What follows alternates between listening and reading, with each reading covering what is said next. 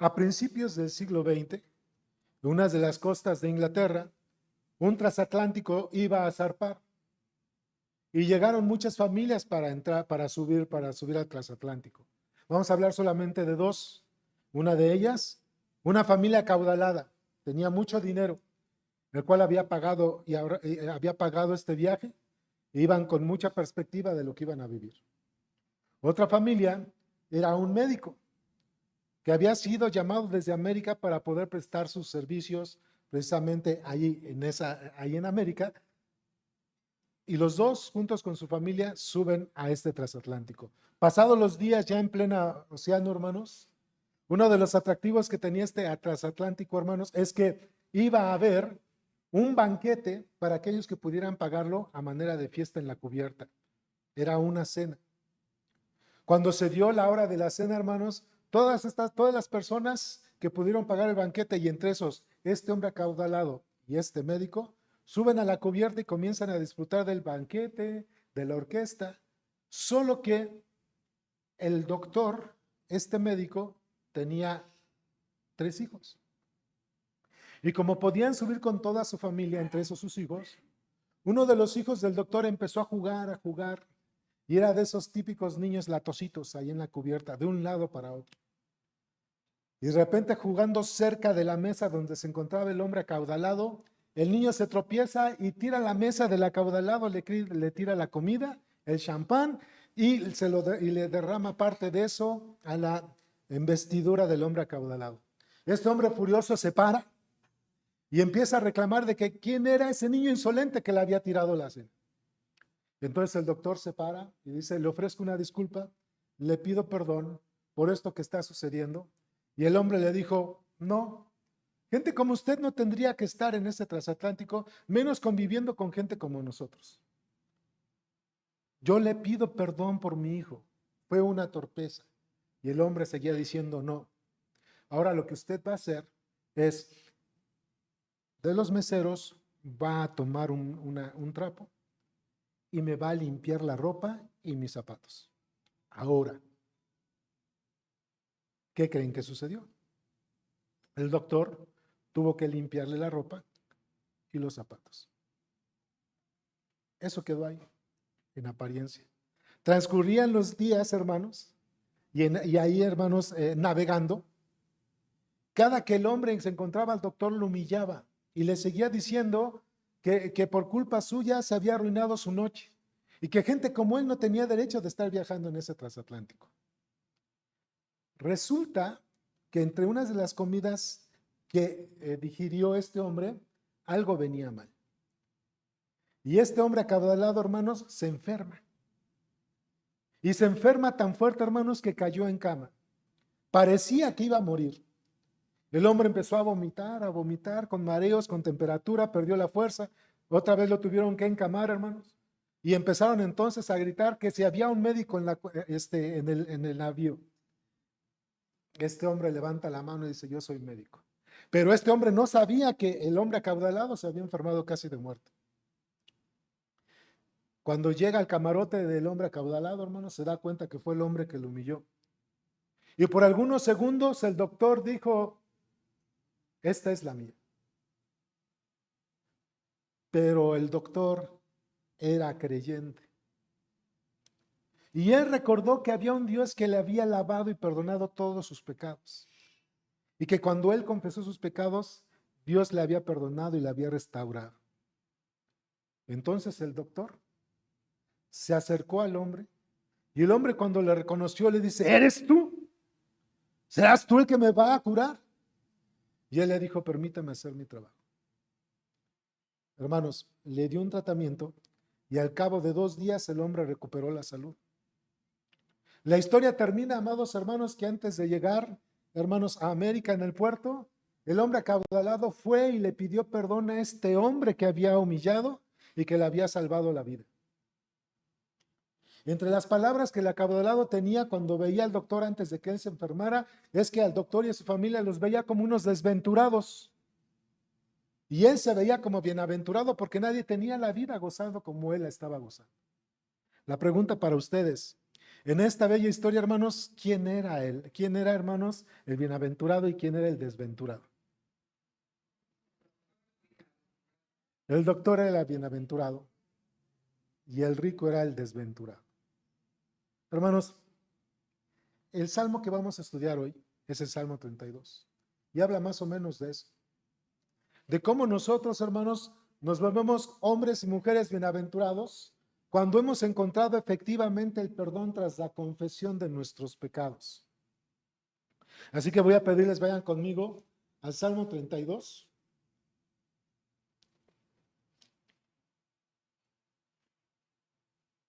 Ya saben, la Nueva Biblia de las Américas, Salmo 32.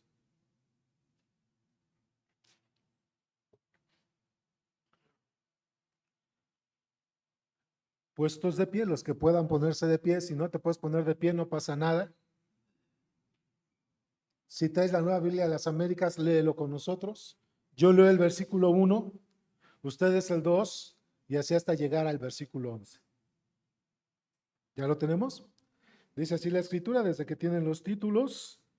Salmo 32, bienaventuranza del perdonado. Salmo de David, masquil.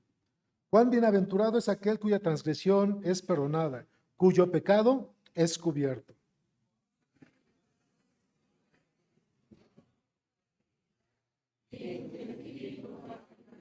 Mientras callé mi pecado, mi cuerpo se consumió con mi gemir durante todo el día.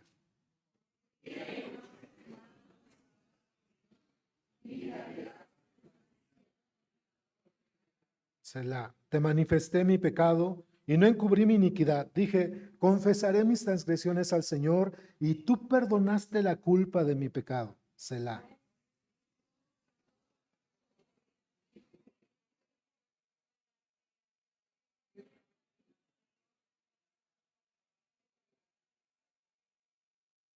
Tú eres mi escondedero.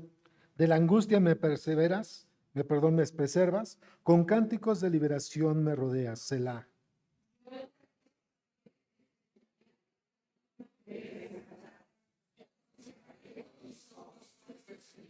No seas como el caballo o el mulo que no tienen entendimiento, cuyos arreos y cuya brida y freno para sujetarlos, porque si no, no se acercan a ti.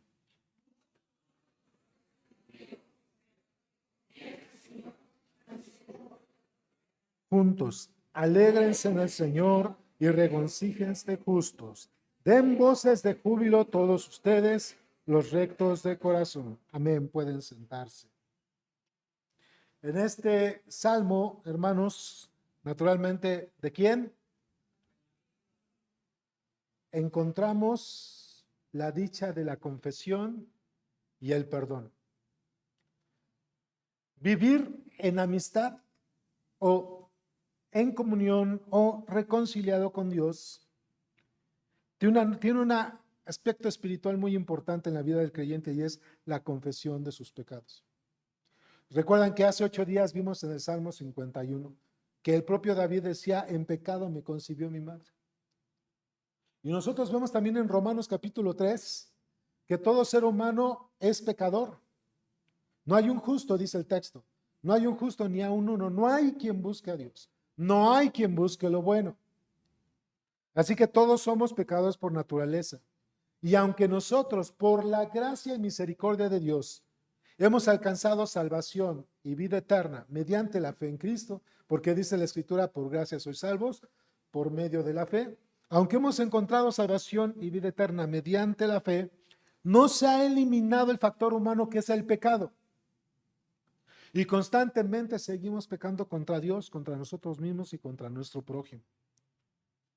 Por eso, hermanos, Dios ha dado al creyente o al hombre una de las bases de la reconciliación, que primero es la cruz de Cristo, que es quien, ¿verdad? La cruz de Cristo nos reconcilia con Dios, pero también es la confesión de nuestros pecados.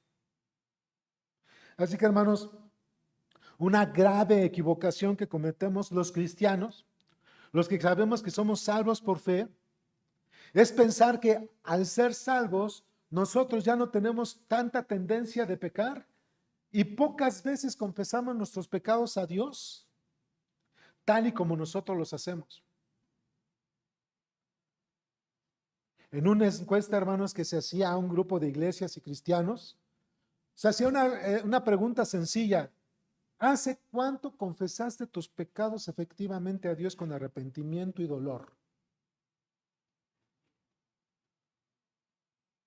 Hermanos, había gente que decía hace 6 meses, hace un año.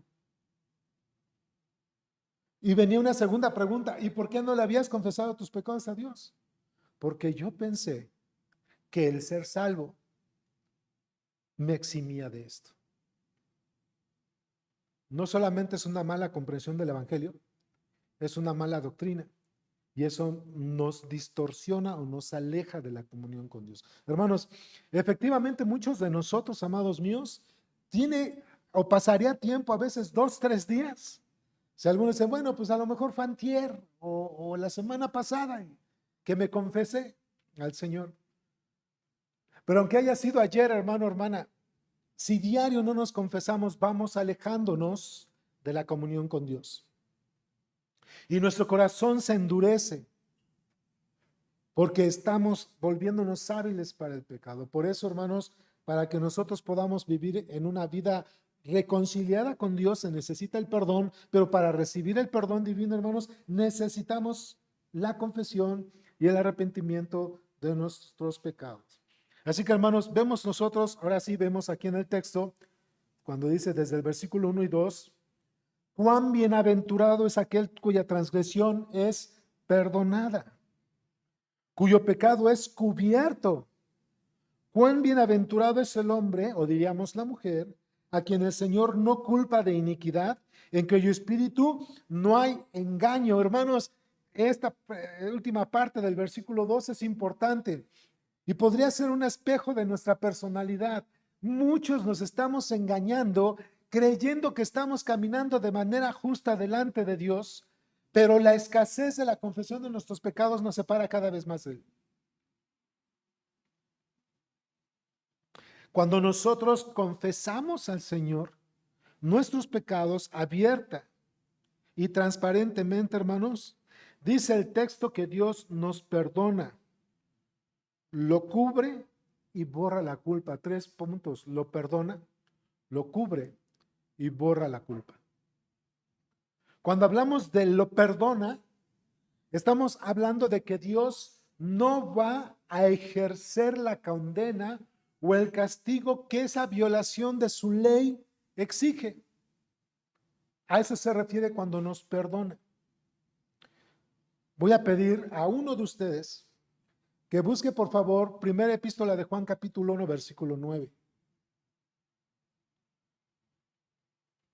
Uno o una de ustedes que lo tenga, levanta la mano, se pone de pie y lo lee fuerte. Para la primera epístola de Juan, capítulo 1, versículo 9. El que menos la de los testigos. A ver, hermano Pablo, ya levantó la mano ahí, hermano Pablo.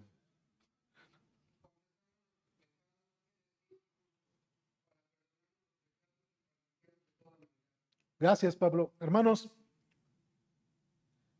lo he explicado algunas otras veces. Voy a tomarme, espero, un minuto, no más, para explicar este texto.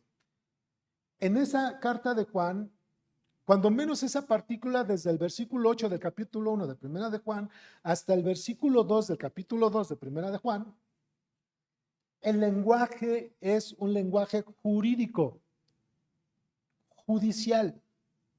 Y lo que está diciendo, hermanos, es que el apóstol Juan se está imaginando a Dios como el juez supremo en su estrado y donde tiene al acusado frente de él, con testigos que señalan su pecado, entre ellos Satanás. Y lo que está diciendo es que Dios, siendo el juez supremo, le señala por medio de un acta de delitos y pecados al acusado todas sus faltas. Y le pregunta, ¿reconoces o confiesas todas estas faltas y pecados? Porque si tú lo confiesas, yo, que en mi persona, Dios, soy fiel, es decir, no cambio, pero además soy justo, no peco, no hay mancha en mí. Yo soy capaz de perdonarte de todo pecado y limpiarte de toda maldad. Es decir, no solo me voy a evitar hacerte pasar por el castigo de tu falta, sino que además, de una manera jurídica, pudiera quedar, es que estoy buscando aquí un papel, pudiera quedar, vamos a pensar así, ¿no? Aquí están, un acta, imagínense la tamaño de una carta de oficio, ¿no? Pero aquí hay una lista de pecados y aquí está tu nombre. Si tú confiesas tus pecados de todo corazón y te arrepientes de tus pecados, no solamente voy a evitar cargarte con el castigo o la condena que cada pecado merece, sino que además, como este es un antecedente de pecado, como lo hacen en los tribunales humanos, hay un antecedente penal, yo voy a borrar ese antecedente penal. Es decir, no solamente no te voy a sujetar sobre el castigo de ese pecado, que es la condenación, sino que además, ante mi juez supremo, no va a haber antecedente de pecado, quedas limpio. Cuando el pecador entiende esto, confiesa su pecado con arrepentimiento, entonces Dios hace esto. Ya no hay acta que lo señale. Y cuando entramos al capítulo 2, versículos 1 al 2, no es porque nada más confesó la persona, sino que además tiene un abogado, de Jesucristo el justo. Por los actos de Cristo, hermanos, y porque Dios per se en su personalidad es fiel, justo, santo y verdadero y amoroso, cuando una persona confiesa su pecado genuinamente, hermanos, no solamente no nos va a condenar, sino que además para él queda limpio. ¿Se imaginan al rey David después de que pecó con Betsabé, fornicó y dañó no solamente su testimonio de él, sino dañó también el reino de Israel, hermanos? Hubo castigo de parte de Dios y murió el primer producto, ¿verdad? Vino de la fornicación de Betsabé y David.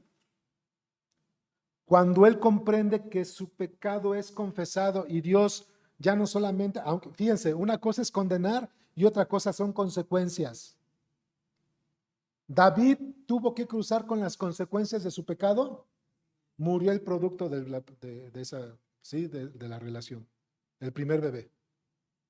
Pero ¿fue condenado David? No, David merece la muerte. Según la ley hebrea, él merece la muerte. Pero aunque David tuvo que cruzar junto con Betsabé la consecuencia de su pecado, Dios no lo condenó. Pero además ante Dios, eso como antecedente se borraba y lo volvió a levantar como el rey que era en su tiempo, en el esplendor de Israel como nunca lo había habido antes.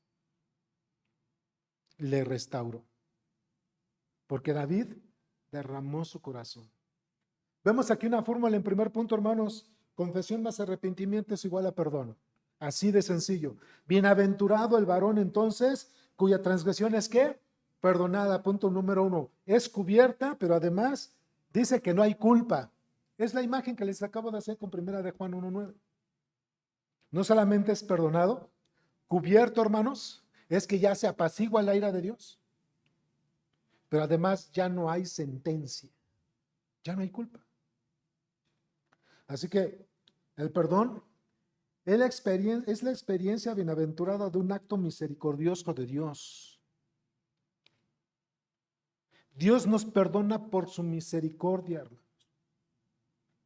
El asunto es, hermanos, ¿cuál es la consecuencia del pecado? Les pregunto a ustedes. Según la Escritura, separados de Dios, ¿no? Dice, por cuanto todos pecaron y están, ¿qué? Destituidos. Es la consecuencia, hermanos. Es la consecuencia del pecado. El punto es que ni tú ni yo, nadie lo merece. Pero Dios, que nos creó para su gloria, nos dio su espíritu y su palabra y esa capacidad para que nosotros con un corazón contrito y humillado, como lo vimos en el Salmo 51 hace 8 días, podamos confesar a Dios nuestros pecados y Él por su misericordia inmerecidamente nos perdona. ¿Con base en quién? En Cristo. En Cristo.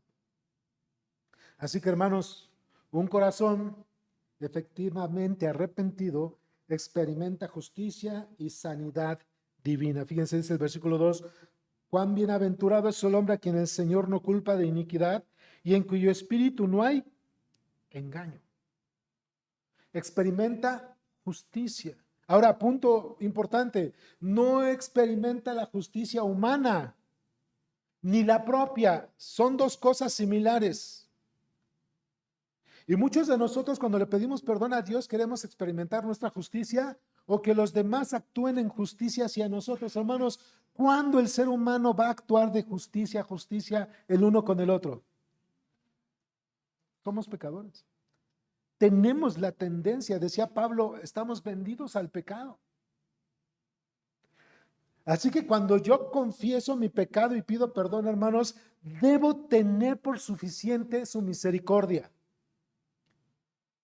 No el que se actúe en mi justicia, ni la de la otra persona. Su misericordia basta. ¿Sí o no, hermanos? Debe bastarme la misericordia de Dios en su perdón cuando Él lo ejerce hacia mí, cuando no lo merezco en ninguna manera. No tengo ninguna virtud delante de Dios para que Él me contemple. Sin embargo, por medio de su Hijo, nuestro Señor Jesucristo, y nuestra fe en Él, Dios es capaz de borrarnos, de borrar toda maldad y de perdonar nuestras iniquidades. ¿Hace cuánto, hermano, hermana, efectivamente le has pedido perdón por tus pecados?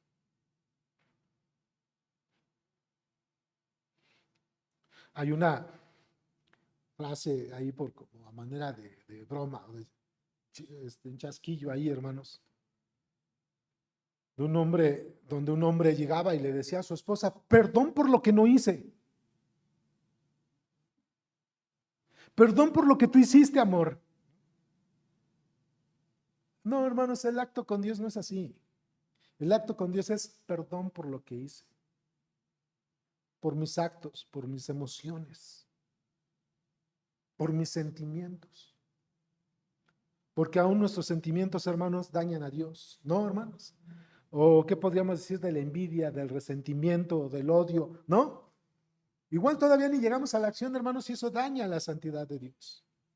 Así que, hermanos, muchos de nosotros a lo mejor podríamos decir, no, pastor, pero es que yo no robo, yo no fornico, yo no adultero, yo no me emborracho, yo no me drogo, yo no soy murmurador, mentiroso y china, ahí caíste. Sí, eres mentiroso porque dices que no tienes pecado. Y dice en primera de Juan 1:10 que el que dice que no tiene pecado hace mentiroso a Dios y miente también esa misma persona.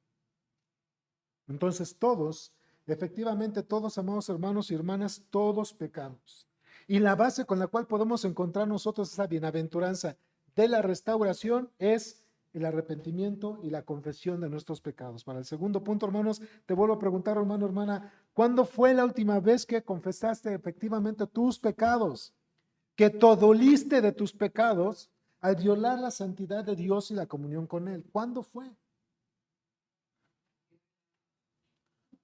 No, y me da gusto, qué bueno. Pero cada uno de nosotros en particular tiene que entrar en esa autoexamen. Debe ser así. La falta de arrepentimiento y confesión, hermanos, endurece nuestro corazón. Se pone en tinieblas nuestra mente y nos hace más hábiles para pecar. Y eso lo pueden encontrar en Efesios 4, del 17 al 20, ¿no? Nos hace, dice el apóstol Pablo, que ya no seamos como los otros gentiles que están en la vanidad de su mente, ajenos de la vida de Dios, los cuales teniendo la mente entenebrecida y en la dureza de corazón se han vuelto más hábiles para el pecado. Pero sigue diciendo el apóstol Pablo en Efesios 4, ya en el versículo 20, pero más vosotros no hagan eso, sino que en el versículo 21 dice, si ustedes en verdad han aprendido a Cristo, ya en el 22 al 24, despójense del pasado, del viejo hombre que está viciado conforme a sus deseos engañosos, renuévense en el espíritu de su mente y vístanse o transfórmanse al nuevo hombre creado, santidad y justicia y verdad. Ese es el ejercicio que todos tenemos que estar llevando. Veamos los versículos 3 al 7, dice, el salmista o se le llama el pecador penitente, ¿no? El penitente es el que se arrepiente, hermanos, y el impenitente es el que no se arrepiente.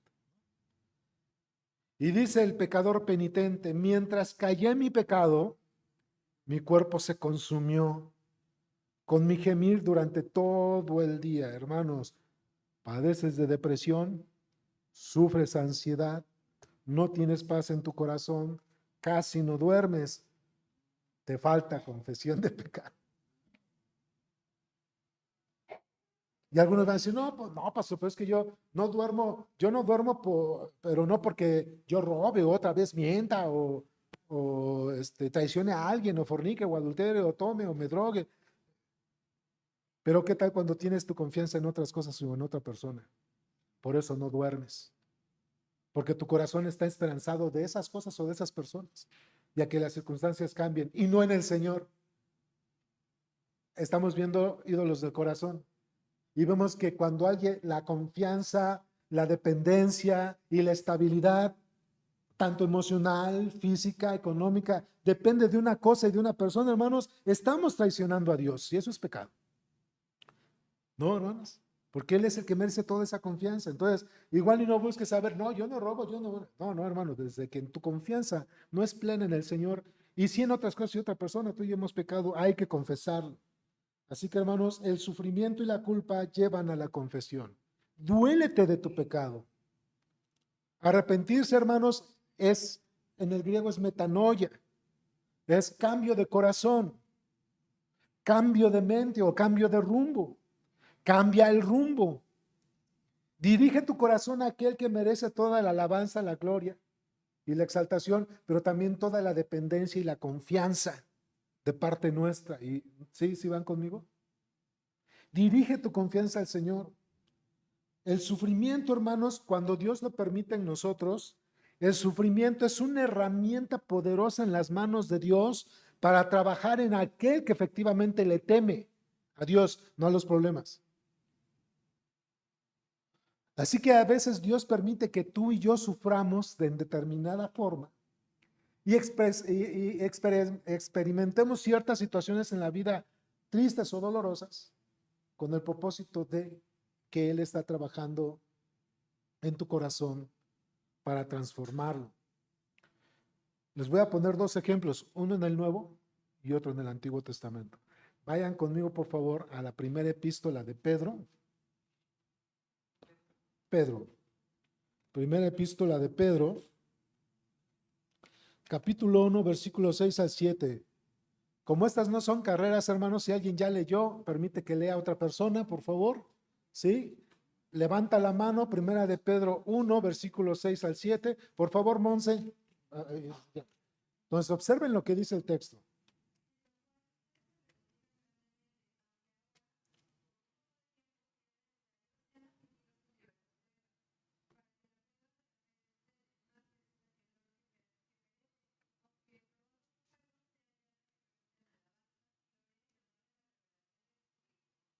Hasta ahí. Hermanos, ¿ya observaron?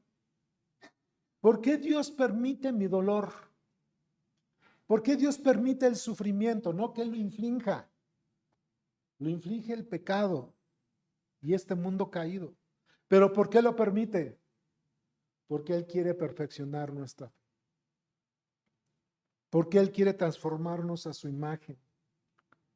Dice el salmista otra vez en el Salmo 32, versículo 3, mientras callé mi pecado, mi cuerpo ¿qué?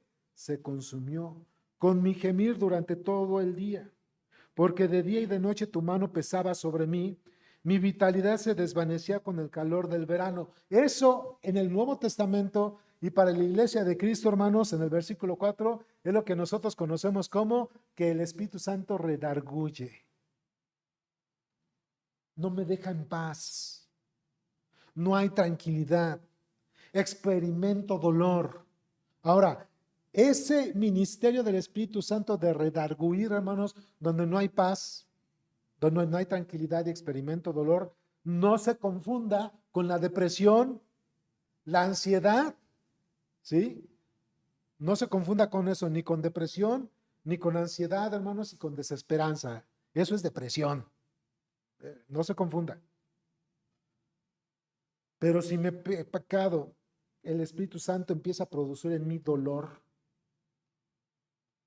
No hay paz por lo que estoy viviendo. ¿Sí? Y me lleva precisamente a observar que estoy violando la ley de Dios.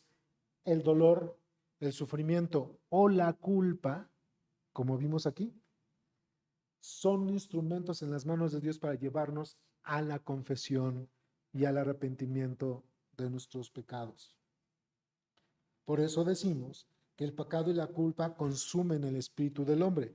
Ya lo vimos en el Nuevo Testamento. Ahora vayan al Antiguo Testamento, Salmo 38, aunque es un poquito largo, Salmo 38, versículo 16 al 22. Igual alguien levanta la mano, hermanos, y lo lee fuerte, pausado, que todos escuchen. Salmo 38, versículos 16 al 20. Por favor, hermana Lulu, ahí atrás. Ahí atrás.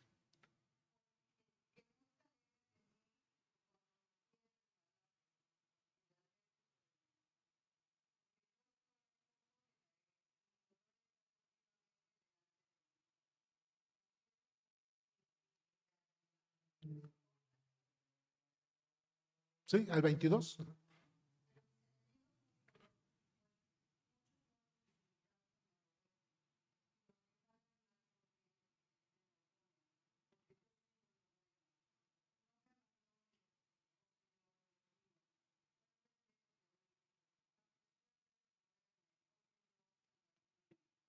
Gracias, hermano. Hermanos, el perdón y la culpa consumen el espíritu del hombre. Hay la culpa, hermanos, cuando Dios la usa para su gloria, la culpa es un puente para el arrepentimiento. Entonces, si yo experimento culpa por mi pecado, remordimiento por mi pecado, en ese momento, esa culpa o ese arrepentimiento, Dios lo está usando para llegar o llevarme al arrepentimiento. Es decir, así como la gripa, ese virus tiene un tiempo de vida, la culpa debe tener un tiempo de vida preciso para producir lo que desea, y es el arrepentimiento. Así que mientras dura la culpa, el propósito es llevarme al arrepentimiento. Una vez que experimenté culpa, pero ya confesé y me arrepentí, hermanos, hay restauración, hay paz, hay gozo. Pero hermanos, si llevo tiempo experimentando culpa y culpa y culpa, hermanos, ese no es arrepentimiento, es remordimiento y temor a las consecuencias. Y muchos pudiéramos estar confundiendo el arrepentimiento con una culpa ineficaz. Otra vez, ¿cuál es la clave? Que si yo experimento culpa, tiene que llegar el momento en que la culpa me llevó ¿a qué? Al arrepentimiento, a la confesión, y entonces encuentro restauración. Recupero paz, tranquilidad y comunión con Dios. Pero si yo dije que confesé y sigo con la misma culpa, con el remordimiento, doliéndome de mi pecado, sufriendo las consecuencias de mi pecado, hermanos, fíjense observen lo que dije, sufriendo las consecuencias de mi pecado. El pecado tiene sus consecuencias, pero en el pecado tras la confesión hay gozo en las consecuencias. ¿Sí entendimos el punto? Cuando yo confieso, aunque tengo que cruzar por las consecuencias de mi pecado, hay gozo y paz. Pero si yo no me arrepiento, no solamente cruzo las consecuencias del pecado, sino que además las sufro. Es deplorable en mi vida. Por eso es encontrar la diferencia, hermanos. Entonces, hermanos, ¿cuánto debe durar la culpa? En cuanto me lleve el arrepentimiento. Si sigo con culpa, hermanos, entonces hay que, Señor, escudriña mi corazón, porque no he encontrado arrepentimiento. No tengo paz, no hay gozo. Y aún y a pesar de las circunstancias, reitero, hermanos, cuando he encontrado el verdadero arrepentimiento, aún y a pesar de las consecuencias, tengo gozo. Gozo y paz. Así que, hermanos, no hay descanso ni paz para quien permanece en su pecado. Jamás piense eso. No considere ninguna de las personas que estamos aquí presentes o las que nos ven en el YouTube, hermanos, no considere en ningún momento que Dios va a bendecir algo que está primero fuera de su voluntad, que viola su ley y su santidad.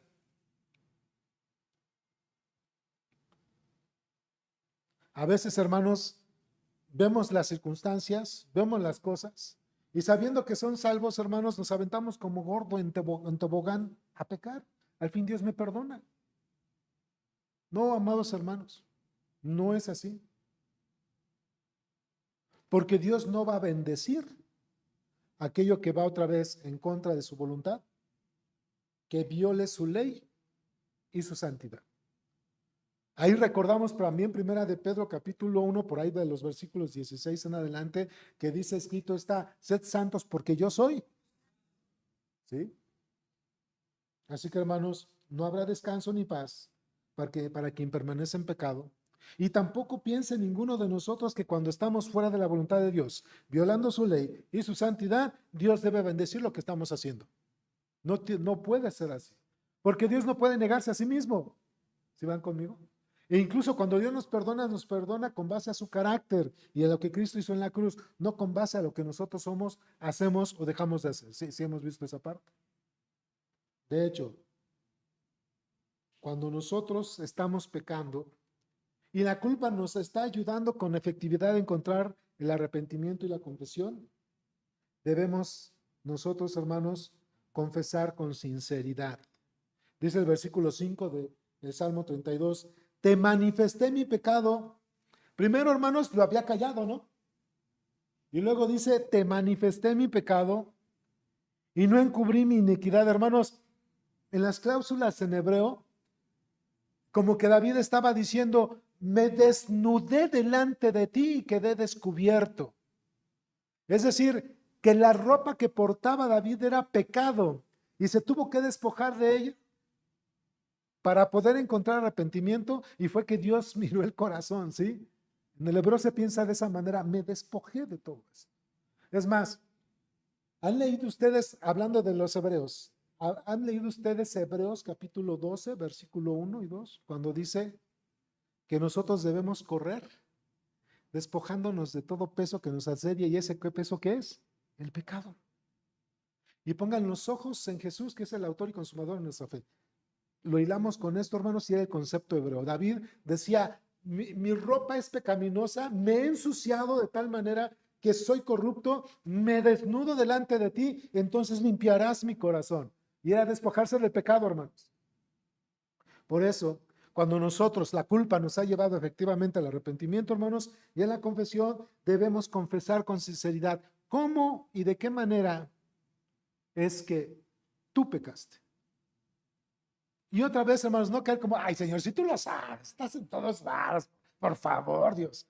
No, hermanos, oigan, cuando escuchamos de delitos y que están en la investigación y que la FGR, o en aquellos tiempos la PGR, me acuerdo de un hecho en 1994, en marzo 25, que asesinaron al candidato Luis Donaldo Colosio.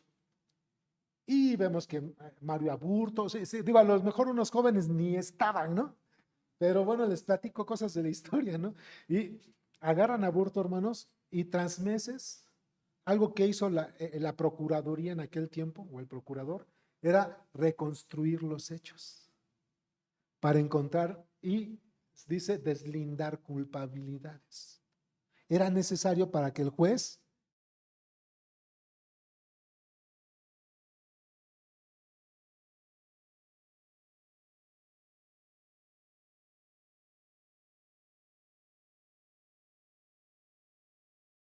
a veces nos revolcamos en el pecado, aunque realmente Dios ya lo hizo.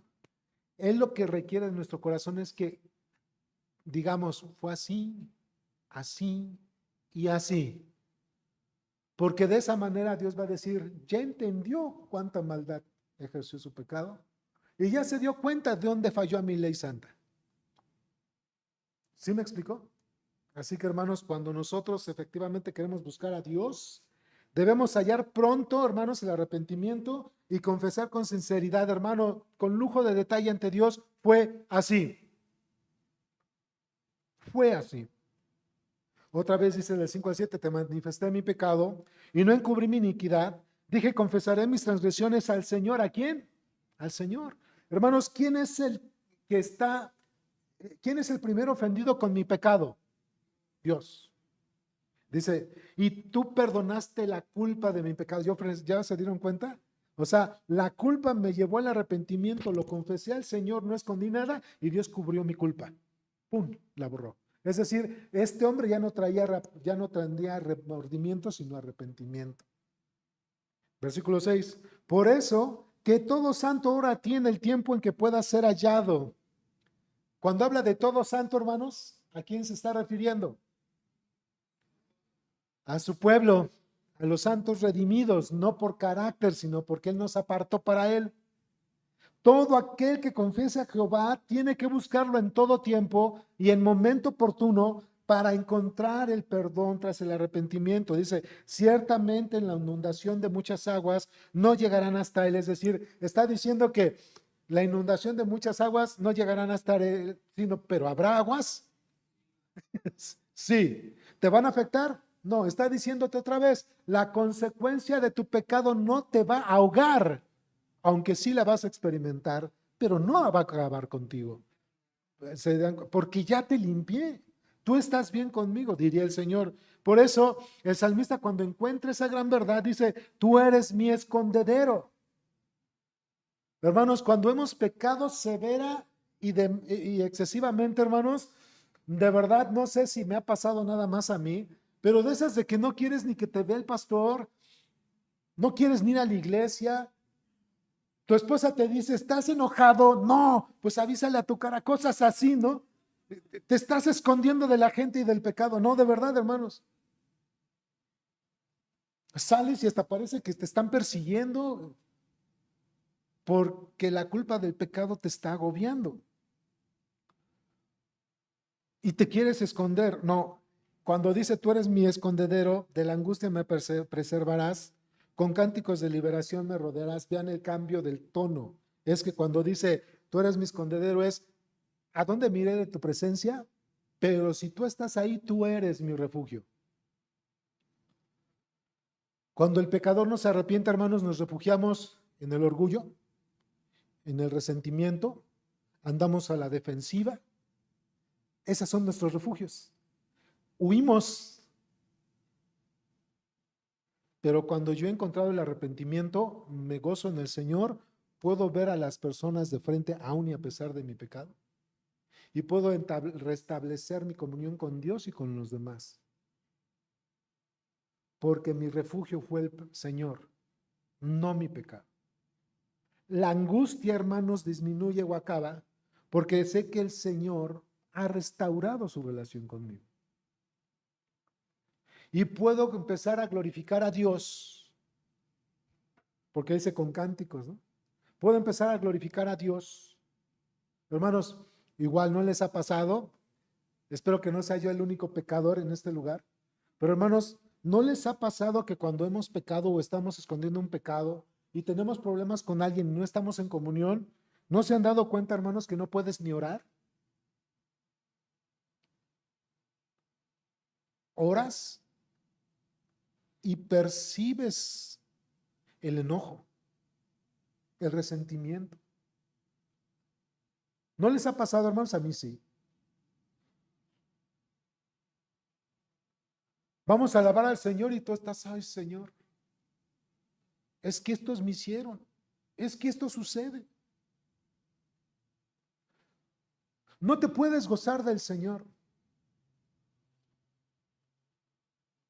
Bueno, hermanos, hay hasta que castigan al Señor porque no les va bien y, no, Señor, ahorita no doy ofrenda porque todo va re mal. Me caen bien gordos. Hermanos, es en serio. ¿Sabes que el resentimiento, la falta de perdón y no estar en comunión con Dios te llevan a disminuir o a dar de manera defectuosa todos los elementos que entran en la liturgia de adoración, como escuchar la palabra? No te permite escuchar la palabra. Estás pensando en aquella persona que te la hizo, no cómo te la hizo, sino cómo te la va a pagar. No, en serio, hermanos, ¿no te gusta escuchar la palabra? ¿No te gozas ni exaltas al Señor al cantar? ¿No puedes orar por otros ni orar bien al Señor en comunión porque traes atorada a esa persona o esa situación? Ya les expliqué de la ofrenda. Hermanos, todo lo que adora al Señor en estos momentos de liturgia, ¿sí? Es el orden del culto, que es alabar al Señor, orar, ofrendar, escuchar la palabra, estar en comunión unos con otros. Todo eso es afectado. Por eso David se dio cuenta que él no podía adorar al Señor, no él podía estar en comunión con el pueblo, incluso no le daba lo mejor de él porque había pecado y no lo había confesado. Hasta que lo hizo, entonces empezó a entregar lo mejor de sí al Señor, hermanos, y fueron los cantos. La falta de arrepentimiento y la falta de confesión, hermanos, no nos permite estar en comunión con Dios y unos con otros.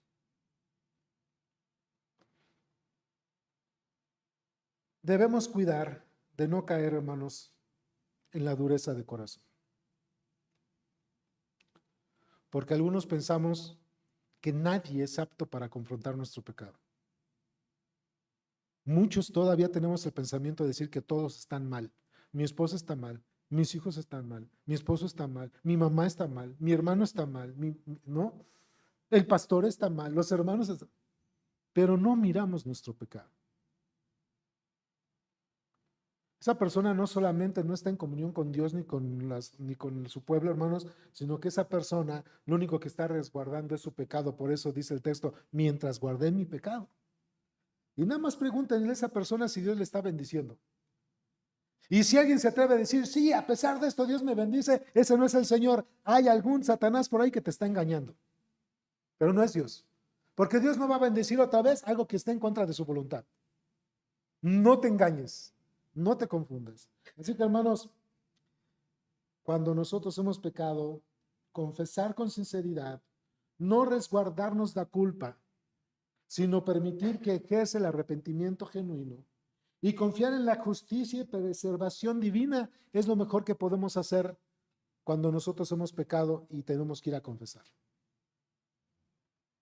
Muchos no queremos confesar nuestro pecado porque sé que si yo confieso que estoy mal, mi mamá, mi hermano, mi papá, mi esposo, quien sea, va a seguir haciéndome el daño que me hace.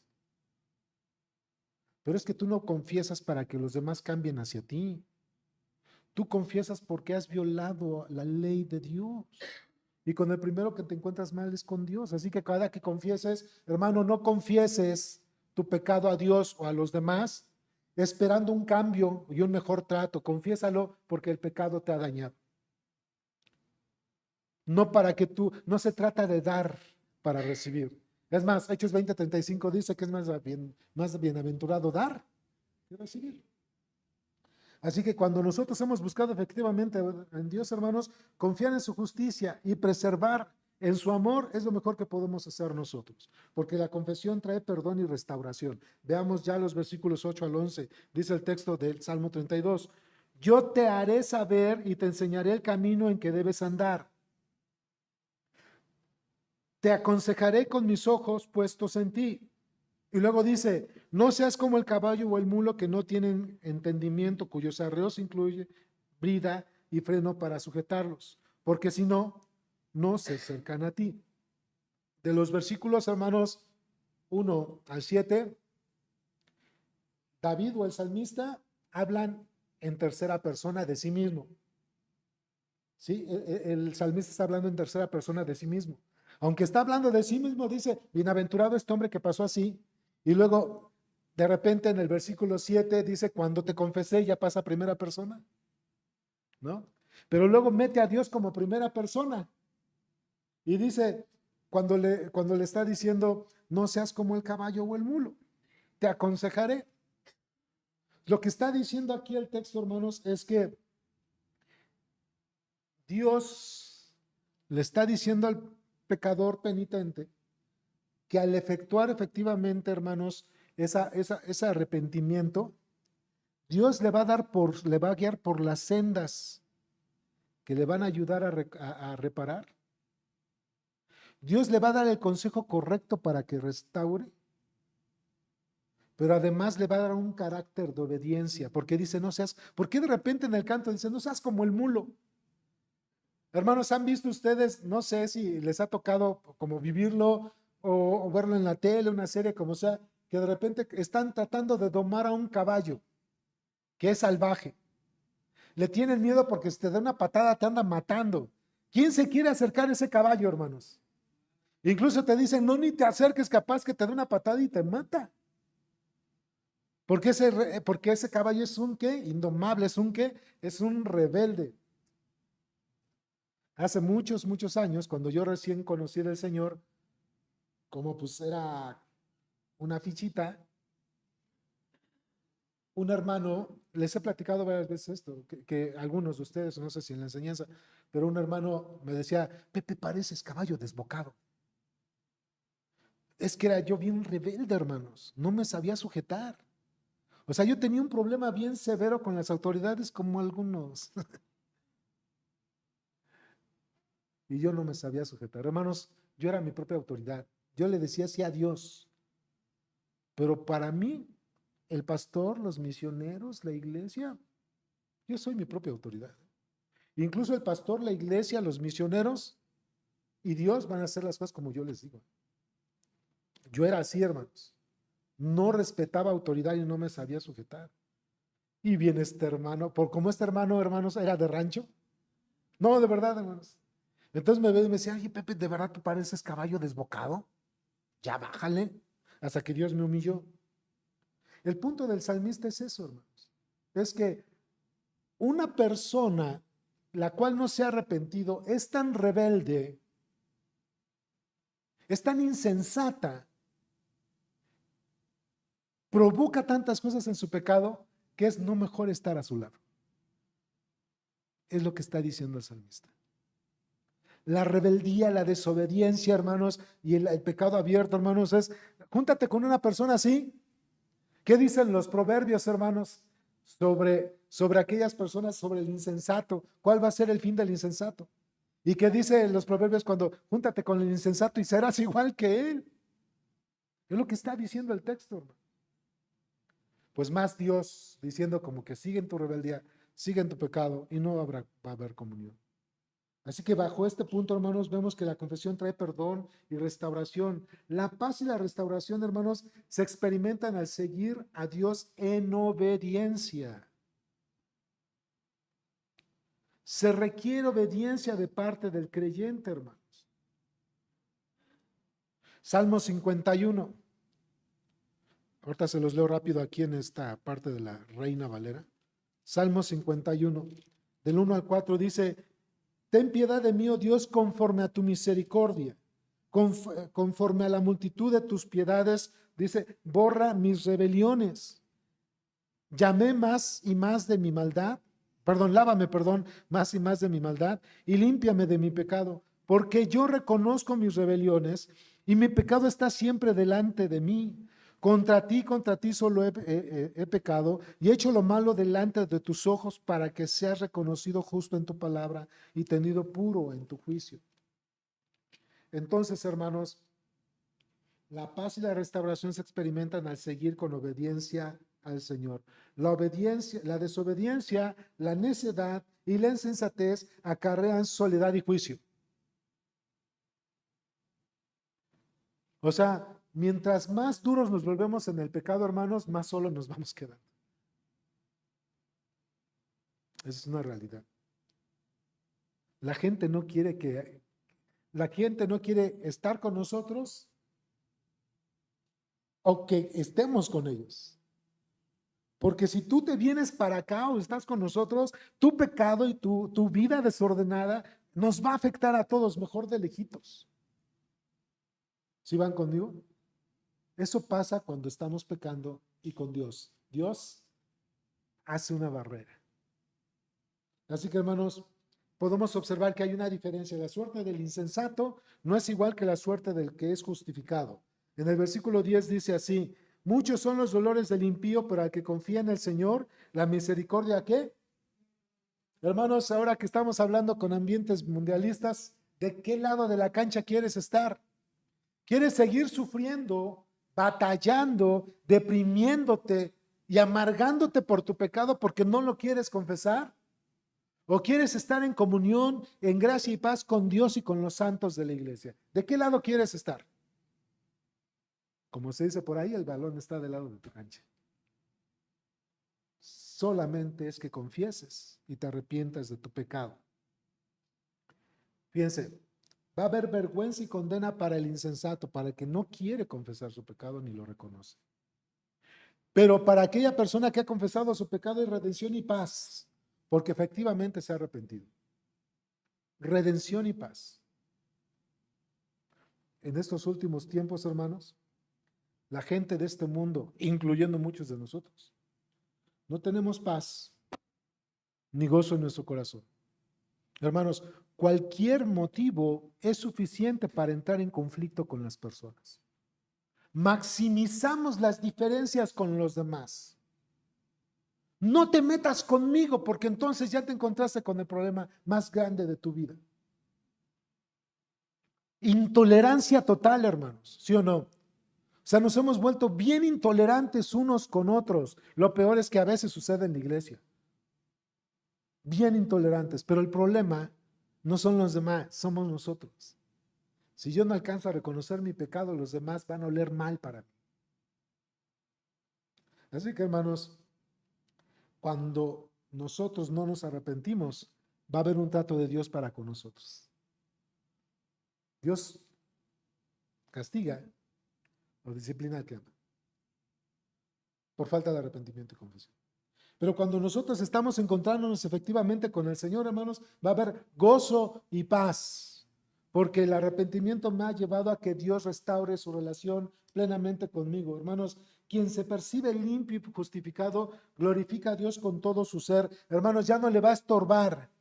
El pecado ya no le va a estorbar ni para cantar, ni para orar, ni para atender la predicación, ni para ofrendar, ni para estar en comunión. Se va a gozar de todo esto, hermanos. Vean el versículo 11. Alégrense en quién? En el Señor, y regocíjense justos. Y es porque per se David era justo o porque había sido justificado por Dios. La segunda. Cuando habla aquí de justos es aquel que ha sido justificado por el juez supremo. Dice, den voces de júbilo todos ustedes, los rectos de qué? ¿Era porque ellos son rectos o porque Dios había enderezado su camino? A causa de su arrepentimiento. Entonces, hermanos, quien se percibe limpio y justificado, glorifica a Dios con todo su ser. Se goza de la comunión con los santos, se goza de la comunión con sus hermanos, se goza de la comunión con su familia y viven en obediencia unos con otros celebrando a su Dios. Ese es un punto importante. Así que, hermanos, como conclusión, el pecador confeso y arrepentido debe considerarse bienaventurado tras experimentar, hermanos, el perdón divino. ¿Cuántas veces te ha perdonado Dios? Gózate. Obsérvate como bienaventurado. El sufrimiento por la culpa es solo un instrumento poderoso en las manos de Dios para llevar a la confesión el arrepentimiento. No te quejes, entrégate al Señor. Y por último, hermanos, el pecador confeso y arrepentido experimenta una nueva etapa de paz y renuevo tras el perdón divino, restauración total. Puestos de pie y terminamos con la oración. Padre, te damos gracias por tu palabra. Te pido, Señor, que como lo decimos muchas veces, que tu palabra no regrese vacía y que si alguno de nosotros debe soltar, renunciar, Señor, abandonar el pecado, lo haga de tal manera, Señor, que con arrepentimiento podamos exponerlo a ti y entonces sí poder experimentar el gozo, la paz y la restauración que solamente en ti, que eres el Dios justo y verdadero, puedes ejercer por misericordia a aquel que o aquella persona que efectivamente se ha arrepentido de sus pecados. Señor eterno, te pido que tú